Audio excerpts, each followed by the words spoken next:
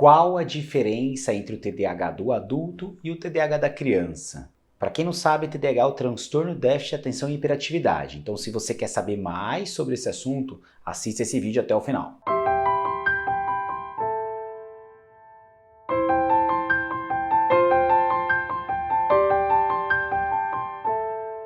Oi pessoal, eu sou o Dr. Labinas, eu sou médico psiquiatra aqui do estado de São Paulo, São José dos Campos, e hoje o vídeo é sobre TDAH no adulto e na criança. O que a gente tem de diferença? Então, se você gostar desse vídeo, não esquece de se inscrever, de assinar o canal e também até para quem estiver no YouTube, assinar lá, colocar no sininho para ativar e receber novas notificações e também comentar e solicitar novos vídeos ou até dizer o que achou desse vídeo, tá bom? Então eu vou falar sobre o TDAH no adulto e na infância e essa diferença. Quem desejar saber mais sobre o TDAH no adulto, o vídeo anterior foi justamente sobre esse tema. Então é só clicar aqui que você pode assistir o vídeo e quem quiser então saber essa diferença, assista esse vídeo até o final, que tem muita coisa boa. Então vamos lá. Normalmente, 2/3 das crianças com TDAH mantêm sintomas na idade adulta. Ou seja, o adulto TDAH, na verdade, ele era uma criança TDAH, cujos os sintomas muitas vezes foram passando despercebidos ou até nem eram tão intensos a ponto de ter um diagnóstico na época, e que aí esses sintomas, por um agravamento da vida, às vezes do trabalho, da pressão do dia a dia, fez com que esses sintomas ficassem mais intensos e a pessoa começasse a notar dificuldades e pedisse alguma ajuda psiquiátrica, uma avaliação ou algo assim. Então, normalmente os sintomas vêm da infância. Tanto é que os critérios diagnósticos do transtorno de déficit de atenção e hiperatividade no adulto precisam se iniciar até os 12 anos de idade. Mesmo que não tenha sido um diagnóstico na ocasião, mas para uma melhor avaliação, a gente precisa retomar da história esses sintomas já existentes nessa infância. Já no TDAH da criança, do adolescente, o que a gente percebe é que os sintomas precisam estar presentes até os 7 anos de idade. Então isso também é uma sutileza. Por que essa sutileza foi criada? Porque se um adulto tem 35, 40, 45 anos de idade, é difícil lembrar às vezes quando tinha 5 anos, 6 anos, 3 anos.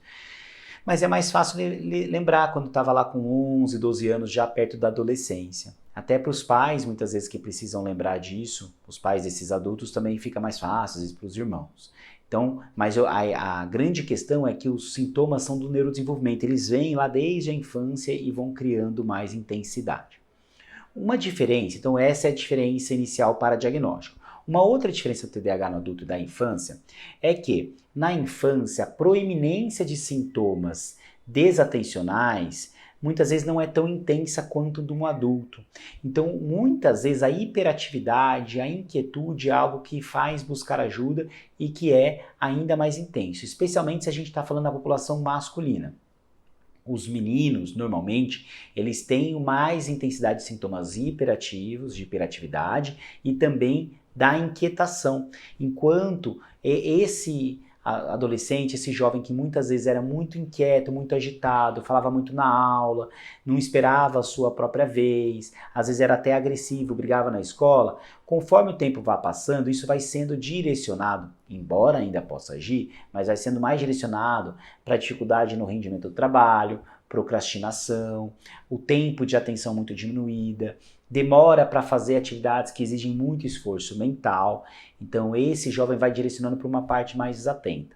Na população feminina, normalmente as meninas têm um fator desatencional maior, as meninas com TDAH, claro, têm a desatenção mais intensa, e aí isso na população da mulher com TDAH justamente vai se mantendo também. Então essa diferença do TDAH desatencional para o hiperativo, ela é mais até em relação a gênero por si só do que propriamente por sintoma de doença. E em relação às demandas, o que a gente percebe é que até os 18 anos, mais ou menos, o uso dos psicoestimulantes, dos medicamentos, ele acaba sendo quase que contínuo mesmo para a criança e para o adolescente. Por quê? Porque as demandas, elas são constantes. O ensino médio é muito puxado, a própria educação infantil é muito puxada, e aí a criança, para conseguir manter um rendimento esperado, muitas vezes ela precisa do tratamento medicamentoso de mais longo prazo. O que a gente percebe na população adulta, até pelo tempo e pela idade, a pessoa foi ela mesma se reabilitando de alguma forma, mesmo que nunca tenha feito o tratamento. Então ela vai se reabilitando e ela vai entendendo que, poxa, eu sei que eu tenho aquela atividade muito desgastante, que eu tenho que demorar, mas eu preciso fazer, porque esse é meu trabalho, eu posso ser demitido e tal. Então a pessoa, mesmo que ela demore um pouco mais, ela vai lá, ela tenta focar, ela divide o tempo de trabalho, então dispersa um pouquinho, sai, depois volta. Então ela vai se reabilitando para conseguir fazer essa atividade.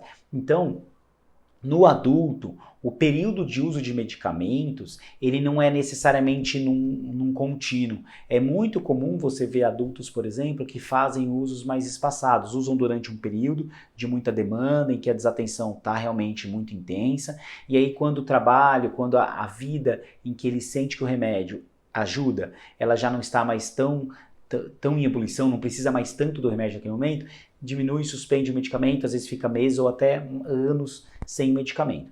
Outra coisa que a gente percebe é que no adulto, a demanda mesmo por remédio, ela é menor.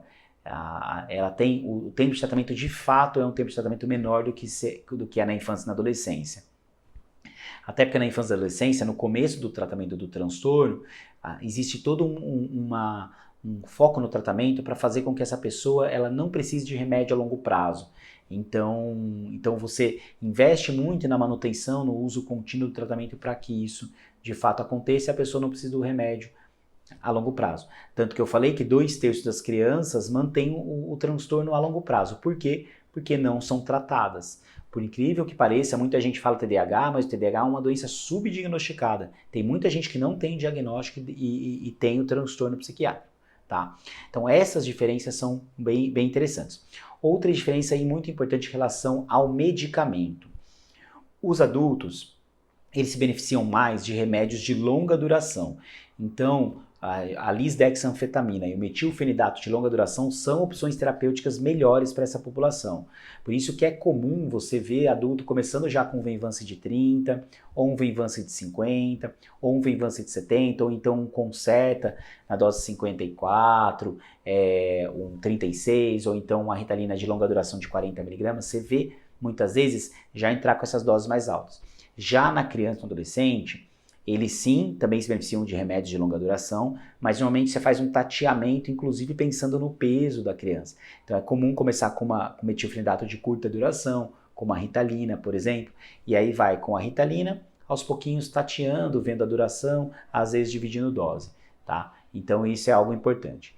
Em relação a efeitos colaterais, no adulto, em tratamento do TDAH, o cuidado sempre é cardiovascular, então atenção a sintomas cardiovasculares nessa população, enquanto na população infantil o principal é o crescimento e o ganho ponderal. Então sempre avaliando a altura e avaliando o peso, porque principalmente o metilfenidato ele pode dar essas alterações ponderostaturais, então precisa ter essa avaliação para ver se a criança está evoluindo muito bem. Ela é contraindicada em população abaixo de 5 anos, justamente porque realmente afeta bastante o crescimento, 5 a 7 anos. Aí depende da gravidade dos sintomas e a partir de 7 anos a perda ela é obviamente muito menor, mas tem que estar sempre avaliando, tá bom? Então esses são os principais sintomas diferentes e tratamentos diferentes entre essas duas populações. E se você realmente tem TDAH, conhece alguém que tem TDAH e deseja saber mais, comenta aqui, manda sua mensagem. Não esquece também de me seguir no Instagram, no Telegram, no TikTok, no Facebook, @Instituto Labinas, exceto no Telegram, que é Saúde Mental e Bem-Estar. Vai lá, faz parte desse nosso grupo em que eu estou todo dia colocando novos conteúdos para vocês, tá bom? E não se esqueça, toda segunda e quinta, vídeo novo aqui no canal. Um abraço e até o próximo vídeo.